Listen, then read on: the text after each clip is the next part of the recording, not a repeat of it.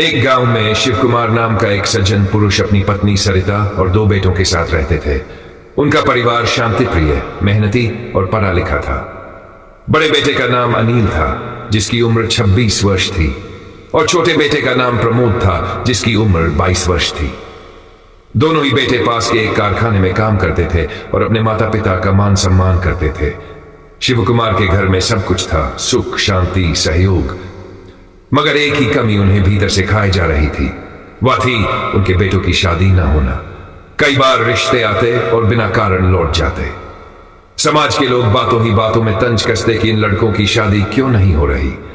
असल में बात यह थी कि शिव कुमार ने अपने समय में प्रेम विवाह किया था। उनकी पत्नी सरिता असल में दूसरे धर्म की थी, जिनका नाम पहले फरजाना था। शादी के बाद उन्होंने अपना नाम और धर्म दोनों ही बदल दिए थे, लेकिन गांव और समाज के लोगों ने यह कभी स्वीकार नहीं किया। वे कहते, पता नहीं कौन जात बिरादरी की है ये औरत, इन बच्चों का खून कैसा है क्या जाने।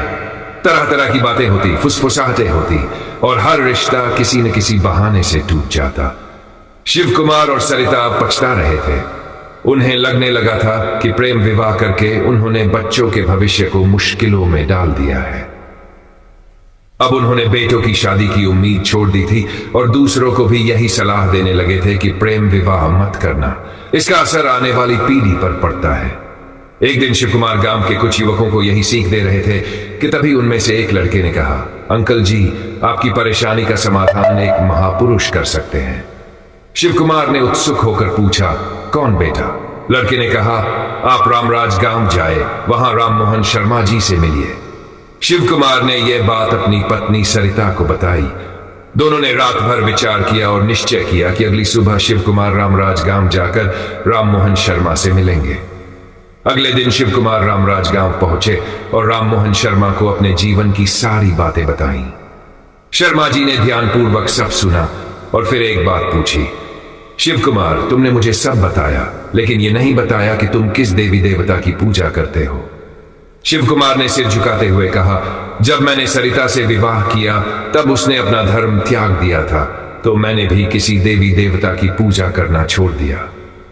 राम मोहन शर्मा जी बोले, यही तो मूल कारण है।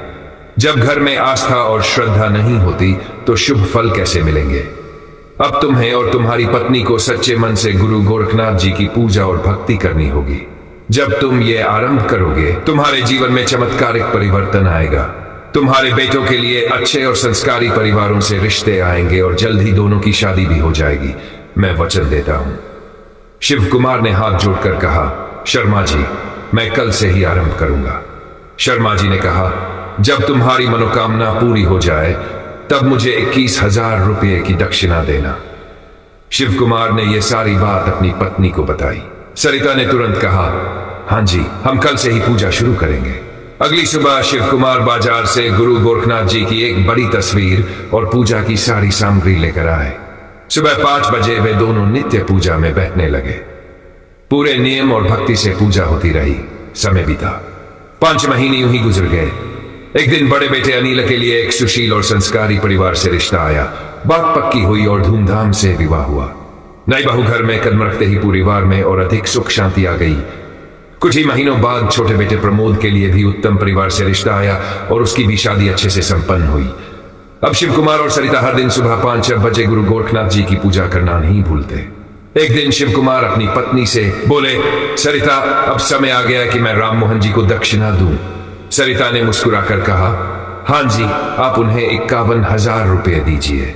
उन्होंने तो 21,000 मांगे थे, पर उन्होंने हमें अनमोल सुख दिए हैं। अगले ही दिन शिव कुमार रामराज गांव गए और राम मोहन शर्मा को श्रद्धा सहित 51,000 रुपये भेंट किए। राम मोहन जी ने आशीर्वाद देते हुए कहा, अब तुम्हारे जीवन में कभी कोई कष्ट नहीं आएगा। तो मित्रों, यह है गुरु गोरखनाथ जी की महिमा। शिव कुमार के जीवन में जहां अंधेरा था, अब वहीं प्रकाश है। यदि आप भी श्रद्धा और विश्वास से पूजा करें तो जीवन की हर कठिनाई सरल हो जाती है। इसलिए इस कथा से सीख ले, सच्ची श्रद्धा और भक्ति से जीवन में सब कुछ संभव है।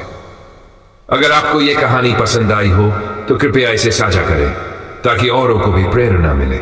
हमारे साथ जुड़े रहने के लिए चैनल को जरूर सब्सक्राइब करें। धन्यवाद।